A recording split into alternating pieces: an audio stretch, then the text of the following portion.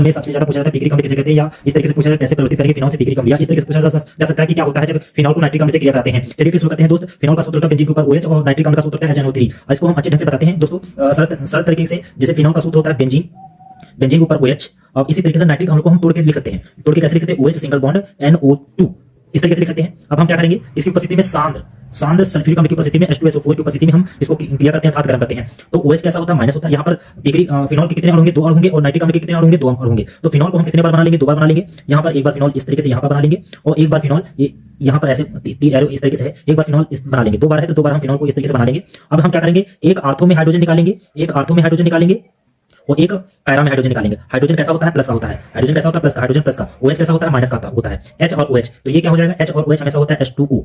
H और OH हमेशा क्या होता है? H2O। फिर ये H और OH कितने हो जाएंगे? 2H2O। अब यहाँ पर बचा है NO2। अब NO2 कहाँ से जुड़ेगा? जहाँ से H हटा हुआ है। तो एक आर्थो में NO2 जुड़ेगा, और एक और, क्योंकि यहाँ पर 2 NO2 है, तो एक आर्थो में NO2 जुड़ेगा, और एक इसमें NO2 जुड़ेगा, पैरा में NO2 जुड़ेगा जाकर के। तो एक यहाँ पर पैरा में NO2 जुड़ेगा।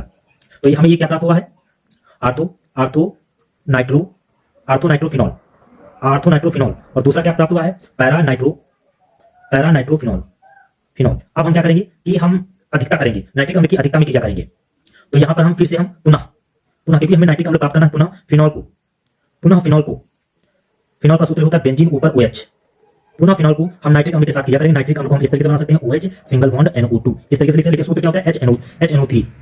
तो यहाँ पर नाइट्रिक अम्ल के कितने अणु होंगे? 3। मतलब यहाँ नाइट्रिक अम्ल की अधिकता होगी। बेंजीन फिनॉल का अणु कितना होगा? 1। तो यहाँ से आर्थो से भी हाइड्रोजन निकलेंगे, आर्थो से सारे हाइड्रोजन निकलेंगे, और पैरा से भी हाइड्रोजन निकलेंगे। मतलब ये जो फिनॉल है, फिनॉल को हम इसी तरीके से यहाँ पर बना लेंगे, सेम इसी तरीके से यहाँ पर बना लेंगे फिनॉल।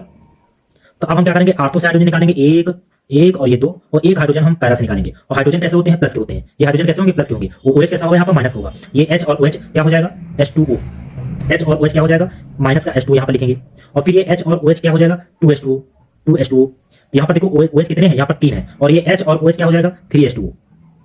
अब बचा क्या है? NO2 कितने बचे हैं? 3 बचे हुए हैं। तो जहां से हाइड्रोजन ये हटे हुए हैं, ये हाइड्रोजन तीनों हटे हुए हैं, वहां पर हम क्या जोड़ देंगे? NO2 जोड़ देंगे। तो एक यहाँ पर NO2 जोड़ देंगे, और एक यहाँ पर हाइड्रोजन हटा हुआ तो यहाँ पर NO2 जोड़ देंगे, और एक हाइड्रोजन यहाँ पर हटा हुआ तो एक यहाँ पर NO2 जोड़ देंगे। तो यहाँ पर क्या हो गया? इसका नाम क्या है?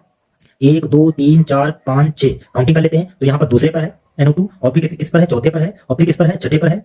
2 4 6, और कितने हैं? 3। तो 3 को क्या बोलेंगे? ट्राई। और फिर NO2 का क्या नाम होता है? नाइट्रो, और यहाँ पर इसको क्या बोलेंगे हम? फिनॉल बोलेंगे। तो 2 4 6 ट्राई नाइट्रोफिनॉल। तो इसी पूरे को हम क्या बोलते हैं? पिकरिक अम्ल। तो पिकरिक अम्ल किसे कहते हैं? 2 4 6 ट्राई नाइट्रोफिनॉल को पिकरिक अम्ल कहते हैं।